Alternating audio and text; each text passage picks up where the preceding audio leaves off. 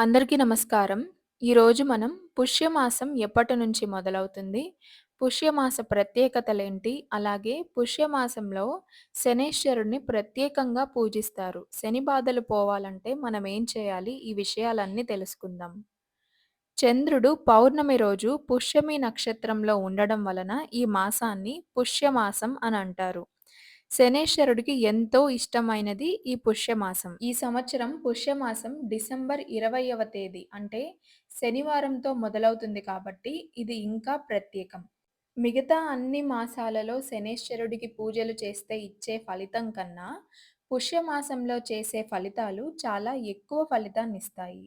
భయంకరమైన శని బాధల నుంచి తప్పించుకోవాలనుకునే వారికి మంచి అవకాశం ఈ పుష్యమాసం. ఈ మాసంలో శనీశ్వరుడికి నువ్వుల నూనెతో అభిషేకం చేస్తే ఆరోగ్యం కలుగుతుంది. కొబ్బరి నీరుతో అభిషేకం చేస్తే ఐశ్వర్యం, అలాగే ఆవ నూనెతో అభిషేకం చేస్తే శత్రు బాధలు, దృష్టి దోషాలు తొలగిపోతాయి.